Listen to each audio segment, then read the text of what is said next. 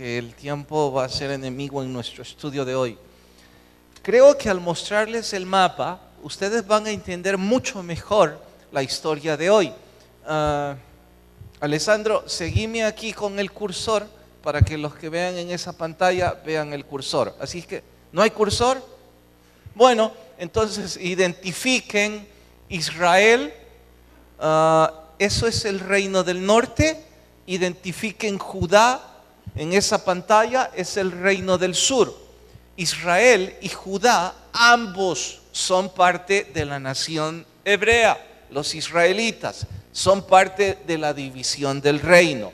En Israel, en este momento, está gobernando Joram, algo así como el nieto del rey Acab.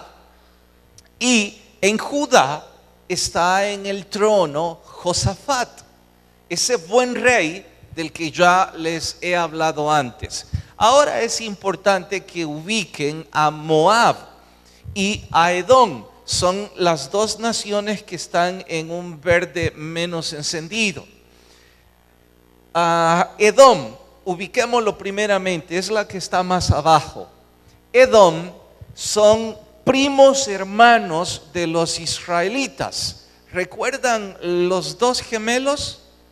Jacob y Esaú.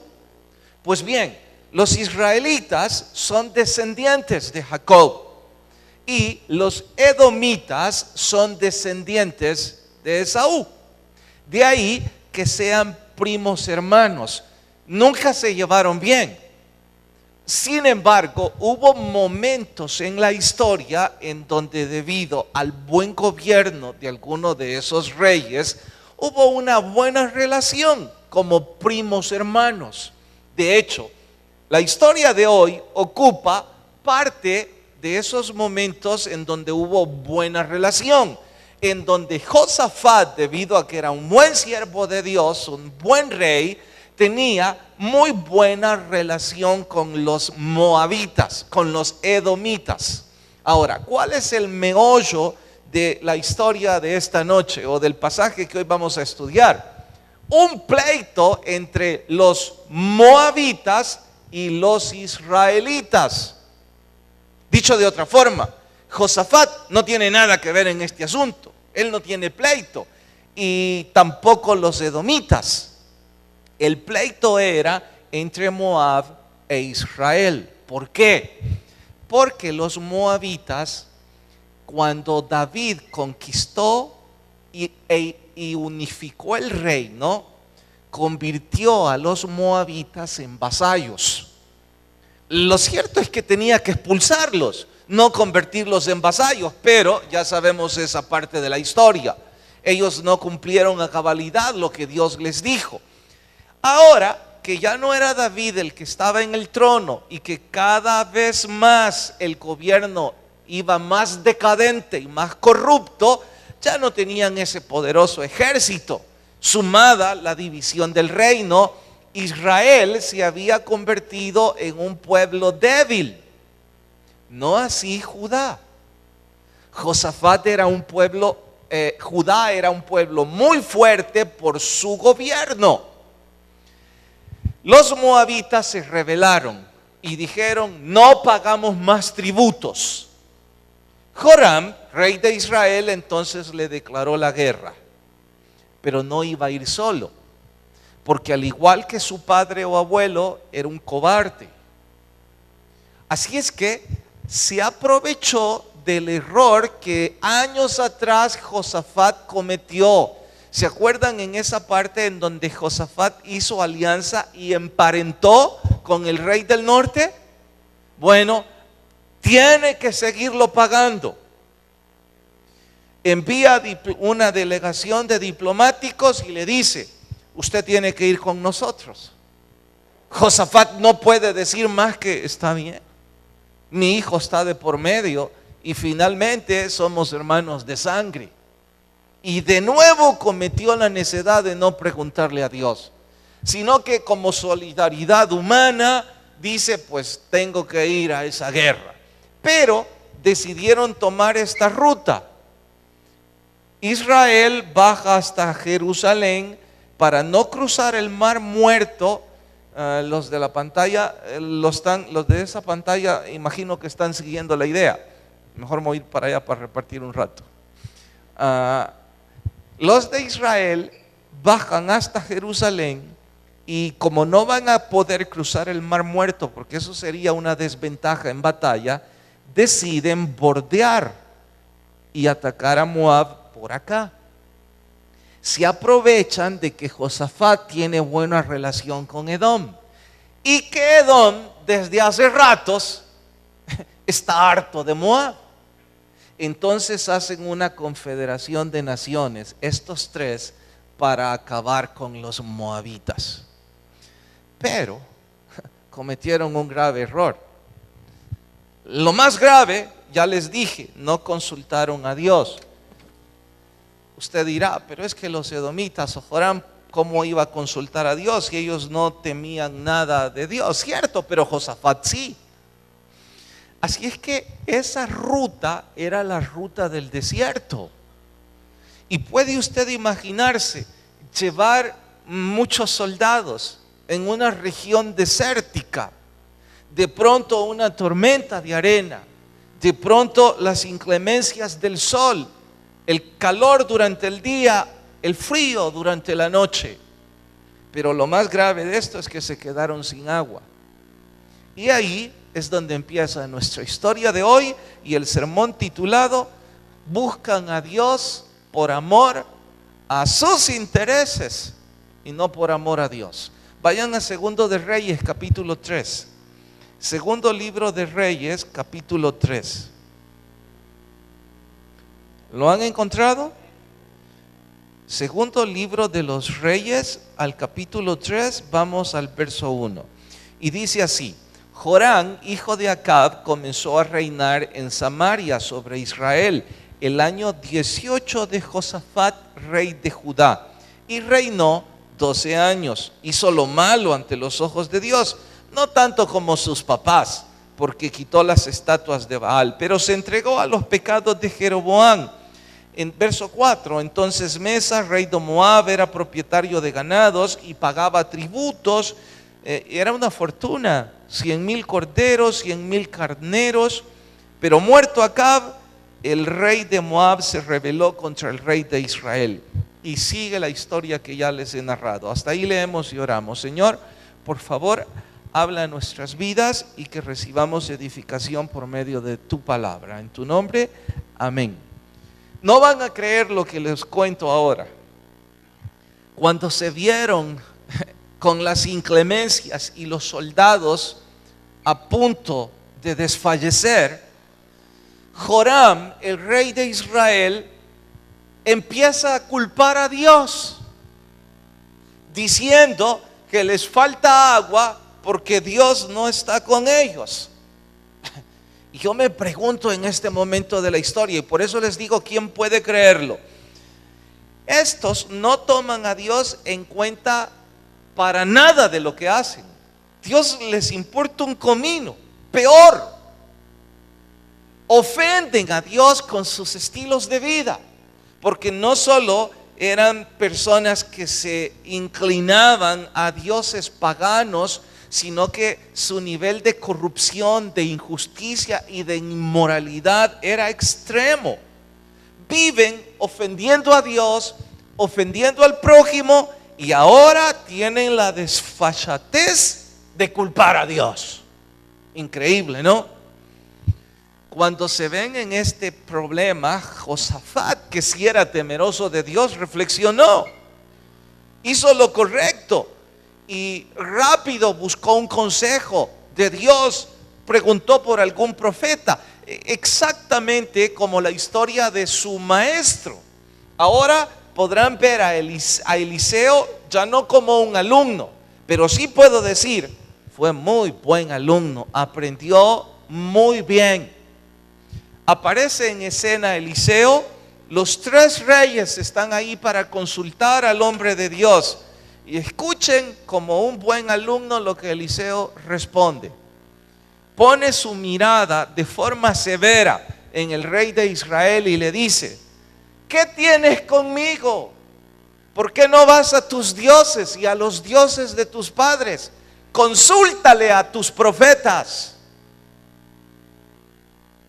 ¿Pueden imaginarse el ambiente lleno de estrés cuando el profeta tiene las agallas de confrontarle y de responderle de esa forma? Y no paró ahí. Vaya que este quedó con la doble porción, Le dijo: de no ser porque a la par tuya está Josafat, ni te devolvía la mirada. Vaya que fue severo. Y claro, Josafat era un hombre respetuoso de Dios, tanto que Eliseo era respetuoso de Josafat.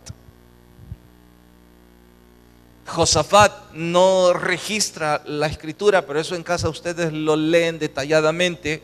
Sin duda fue él el que tomó la palabra. Puedo imaginar su humildad al decir: ¿podrías ayudarnos y consultar a Dios por mí? Si debemos seguir en la batalla, si debemos ir, ¿qué debemos hacer? Y se sorprenderán de algo todavía que llama más la atención. Eliseo dice: tráiganme un tañedor, pronto les diré si Dios quiere opinar algo. Sé que se estarán preguntando: ¿qué es un tañedor? ¿Por qué hizo esto? ¿De qué se trata toda esta historia? Bueno, les cuento después, porque ahora tengo que ampliar 2 puntos. El primero es la necedad de las personas al ignorar a Dios en sus vidas. Voy a retroceder un poco para que lo entendamos mejor. Quita la pantalla. Dios le ordenó expulsar a esas naciones desde la época de la conquista de la tierra prometida. Ellos no lo siguieron, ignoraron la voz de Dios. Luego les prohibió hacer alianzas con esas naciones. También lo ignoraron. Más tarde, Josafat ignoró la necesidad de preguntar a Dios antes de emparentar con Acab. Estos no se cansaban de ignorar a Dios en cada cosa que hacían. Y dije: vamos a ampliar esto, porque parece que hay hombres y mujeres hoy día que somos como estos. Y si yo exagero al compararlo, pues no ignore también mis palabras, pero diré: hay algunos de ustedes que no han leído su Biblia en toda la semana. Eso es ignorar a Dios. No han doblado sus rodillas. Eso es ignorar a Dios. Por más que escuchan de que debemos involucrarnos y servir en un ministerio, ignoran a Dios. Si fueran mis palabras, ignórenme. Pero no es mi deseo de que sigan un estilo de liderazgo. Cuando les estoy arengando a que memoricen la Biblia, una buena parte de ustedes me ignora. Y repito, a mí pueden ignorarme todo lo que quieran, pero ¿cómo pueden ignorar a Dios? Algunos viven en fornicación o adulterio, ignoran a Dios por completo. Porque, por favor, yo no me inventé la palabra fornicación o adulterio para que yo les caiga mal por eso. No es mi vida. Bastantes problemas tengo con mi propia vida como para meterme con la suya. La Biblia dice que nosotros no debemos hacer amistad íntima con personas que no aman al Señor y que no lo honran. Algunos de ustedes lo ignoran. Buena parte de su tiempo la pasan compartiendo con personas que no aman a Dios. Van y comen con ellos mientras dicen suciedades. Practican deportes, van al partido de fútbol con esas personas. Van a los estadios, van a escuchar o a decir todas esas groserías. Ignoran por completo lo que la Biblia nos dice. Y ese es el punto. Yo no estoy hablando ahora de los que no conocen de Jesús, de los que están afuera. Ellos razón tienen, quizá porque nunca supieron nada sobre el Evangelio, excepto lo que algunos canales muestran o algunas radios, y con cierta prudencia digo, muchos de esos medios no muestran el Evangelio genuino, muestran un show. Así es que los que nunca oyeron el Evangelio, no lo estudiaron, pobre de ellos. Pero usted y yo, ignorando la Biblia de forma abierta e indiferente. No puede ser que una persona que esté escuchando esto y dice amar a Dios, y por eso titulé aman sus intereses, no a Dios, no se sienten afectados al ofender a Dios y vivir de esa forma. Y parece que le ignoran. Entran al culto y salen molestos conmigo. Si no sé en qué andan, ni me importa. No porque ustedes no me importen, es que yo no puedo ayudarles aunque quiera, excepto por leer la Biblia. Usted y yo deberíamos sentirnos avergonzados y con el deseo de cambiar, como Josafat se sintió. En lugar de ello, algunos tomamos la actitud de Joram, culpar a Dios. Digo, qué desfachatez. Meses o años ignorando a Dios a nuestras anchas, y ahora, ¿por qué me sucede esto? No está bien que a esta altura querramos hacer responsables a Dios de lo que nos sucede cuando nosotros lo hemos vivido ignorando. Cuando una persona, usted insiste en saludarle, citaré el ejemplo puntual. Si usted entra a su lugar de trabajo y hay un compañero que es mal educado o que está ofendido con usted o que simple y sencillamente es una persona extraña, usted le saluda y él no responde el saludo. Durante 10 veces usted intentó. Le pregunto, la 11ª vez usted sigue saludándole. ¿Sí o no? Pastor, ni siquiera llegamos a las 10, a la tercera. Quizás yo no le vuelvo a dirigir la palabra. ¿Por qué? Porque esa persona insiste en ignorarme.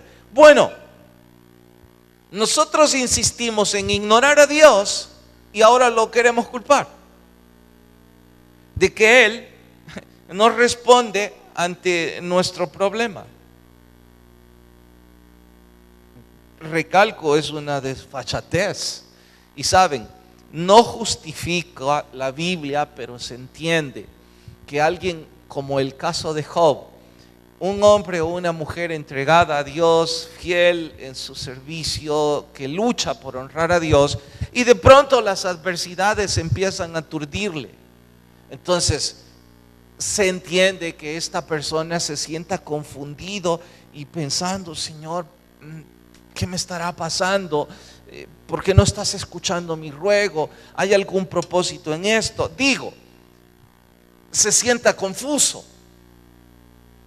Pero ¿cómo se puede entender aquel hombre o aquella mujer que ha vivido ignorando a Dios y que ahora se le ocurra culpar a Dios? Por favor, con razón Eliseo dice, de no ser porque Josafat está ahí, ni siquiera te devuelvo la mirada. Y esa era la respuesta de Dios para ese rey. Y esa puede ser la triste consecuencia para algunos de nosotros, que insistimos en ignorar lo que la Biblia dice en nuestras vidas. Imagine, ¿cómo puede ser que escuchan que deben bautizarse y no quieren hacerlo? Que deben honrar a sus hijos en el matrimonio. ¿Qué? Y por favor, dijo esa persona el otro día, es que no tiene otro ejemplo, pastor, ¿cómo habla de la fornicación? Yo me pregunté, pero ¿y por qué se ofende? si yo no escribí esto? Hasta que alguien cercano a esa persona me dijo, es que ella vive así. ¿Por qué culpar la Biblia de eso? Si es un estilo de vida que usted ha decidido, y buscar a Dios por amor a Dios es distinto a buscar a Dios por amor a sus intereses.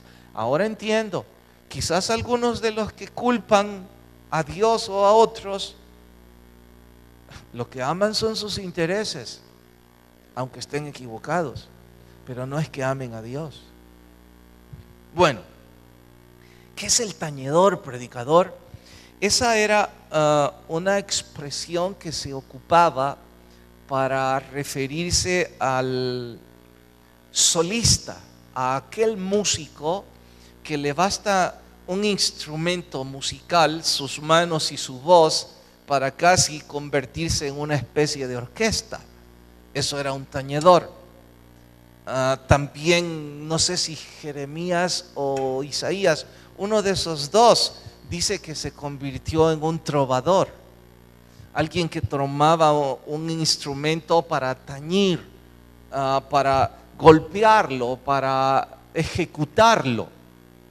¿Qué es lo que hizo Eliseo?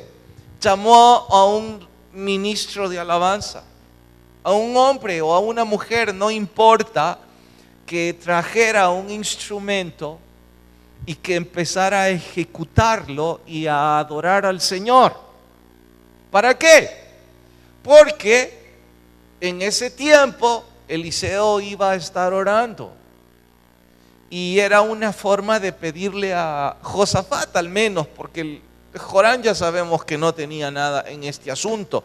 El rey de Edom no tengo idea, pero era para decirle a Josafat, Josafat, mientras preguntamos a Dios, es un tiempo de adorar al Señor.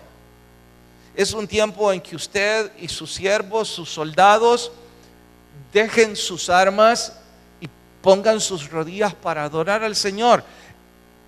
¿Recuerdan que en la historia anterior Josafat también ganó una batalla nomás con música?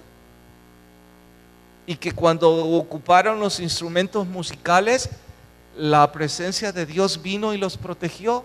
Bueno, algo como eso está sucediendo aquí. Eliseo está en un tiempo de reflexión, de oración, de meditación, llámele como quiera, mientras clama por una respuesta.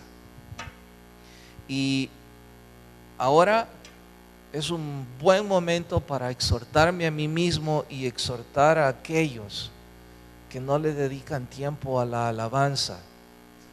¿Cómo se están perdiendo del tiempo más íntimo entre usted y Dios? No olvide que el que sacrifica alabanza está honrando a Dios, y que el que ordena sus caminos será librado. Pero tristemente algunos de nosotros quizá creemos que en una iglesia como esta la alabanza es para esperarles mientras llegan. Piensan que la alabanza, no sé qué piensan, tanto que les quiero pedir a todas las ligas de ministerios deportivos que esperan 15 minutos, que nunca lo vuelvan a hacer, ya solo esperen 5 y entren al culto, vengan a alabar al Señor. Los que no vienen antes, no les interesa. Y usted no debe perderse ese tiempo de intimidad con el Señor por 2 o 3 personas que no les interesa eso. Por favor, no sigan perdiendo su tiempo. Yo sé que ustedes lo han hecho como una instrucción de este servidor y me he equivocado y ahora lo puedo corregir. Bastan 5 minutos y entren a cantar al Señor. Entren a evocar ese tiempo de adoración en donde su corazón puede intimar con el Espíritu Santo.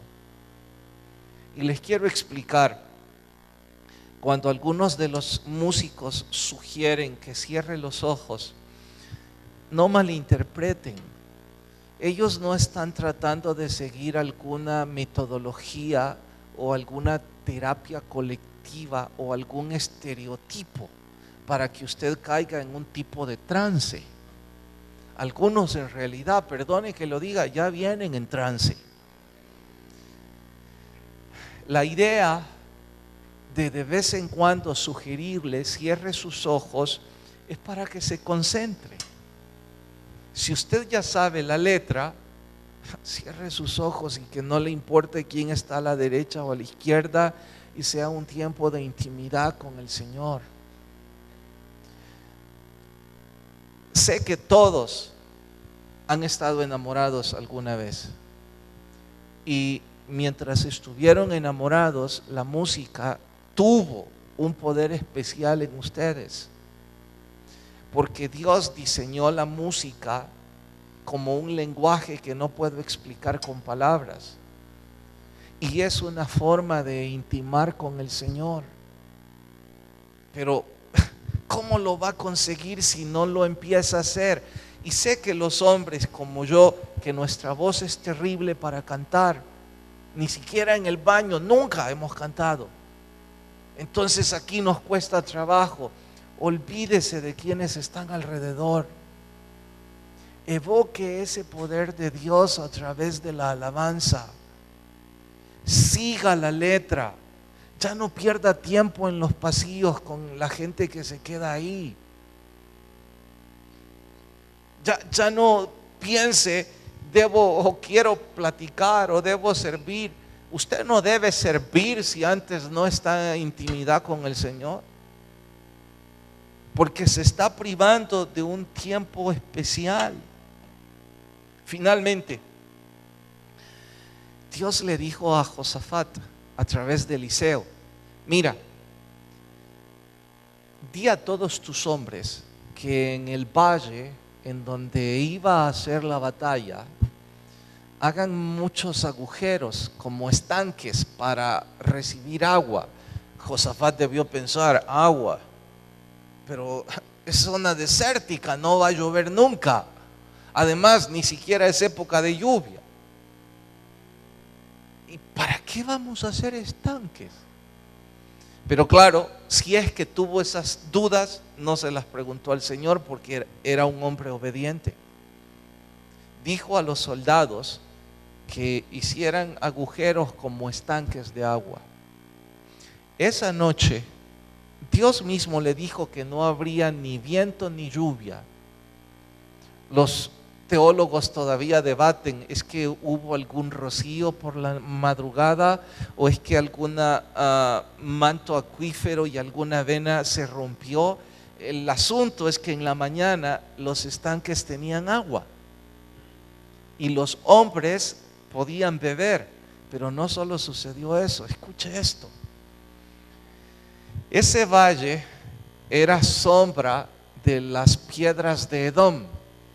Edom es una especie, digo es porque todavía existe parte de esa ciudad, una especie de ciudad fortificada con piedra color rojizo, que en ciertas horas del día, con el reflejo del sol, se vuelve rojo encendido. Esa madrugada, cuando el sol salió, los estanques servían como espejo con el reflejo del sol. Pero con el color rojizo, los estanques parecían pequeñas lagunas o manchas de sangre. Los atalayas del ejército de Moab creyeron que estos tres reyes habían entrado en batalla entre ellos y que esa sangre era la mortandad. Y como claro, ellos eran bandas de asaltantes y carniceros, pensaron, este es el momento de aprovechar y tomar el botín. El ejército les estaba esperando. Y esta fue otra batalla más que Josafat ganó sin mover su ejército, solamente moviendo sus labios en adoración a Dios. Vaya que alabar al Señor es algo importante que algunos dejan como si fuera nomás entretenimiento. Pero ¿saben qué es lo más triste de esta historia? Cuando los moabitas vieron que habían perdido la batalla, tomaron al príncipe heredero. El papá tomó a su propio hijo y lo puso sobre un altar en plena batalla y lo quemó vivo. Su propio hijo. ¿Saben por qué hizo esto? Porque quería agradar a sus dioses, para que los librara y salieran victoriosos. ¡Qué barbarie! ¡Qué salvajismo! Los hebreos sintieron tanta repugnancia por esto que ellos mismos retrocedieron y dijeron: no sigamos, basta con estos. El nivel de barbarie, yo diría no el nivel de barbarie, el nivel de necedad, el grado extremo de ignorar a Dios en mi vida. Y quiera Dios que no sea la repetición de la vida de ninguno de nosotros. Usted y yo no tenemos por qué rendir cuentas a los predicadores, dirán. Hecho, ninguno de los ejemplos que yo cité los puse pensando en usted o en mi vida. Los dije de forma generalizada, que siempre hago. Pero si algo tenía que ver con usted o conmigo, ¿no le parece que quizás el Señor está mandando un predicador, un instrumento inútil, para decirle a usted o a mí que es tiempo de reflexionar, hacer un alto en el error, no seguir ignorando a Dios y en adoración empezar a pedir perdón y restauración? No olvide que el que sacrifica alabanza honrará a Dios, y el que ordena sus caminos verá la salvación de Dios en su vida. Usted decide. Inclinamos el rostro y nos despedimos. Señor, gracias por tu palabra. Si hay alguien a quien tú ministraste igual que a mí, gracias por ello. Ayúdanos a hacer los cambios y no ignorar más tu voluntad. Y si hay alguien sin Jesús, por favor toque su corazón. Mientras todos oran, rostros inclinados y ojos cerrados. Si usted ha vivido sin Jesús tiempo atrás, venga a Cristo ahora. Abra su corazón con fe al Señor. No se trata de cambiar religión, adoptar compromisos. Es entre Dios y usted. Si alguien dice: quiero hacerlo, predicador, donde está, levante su mano y déjeme orar con usted. ¿Habrá alguien? ¿Alguien que decide empezar a honrar a Dios en su vida y levanta su mano en señal de recibir a Jesús? Ahí donde está, tome el coraje, el valor y levante su mano. Alguien en medio nuestro, alguien que recibe a Jesús. Señor, gracias, despídenos, mas no de tu presencia, en el nombre de Jesús. Amén y amén. Nos vemos fin de semana, que la paz de Dios vaya con todos.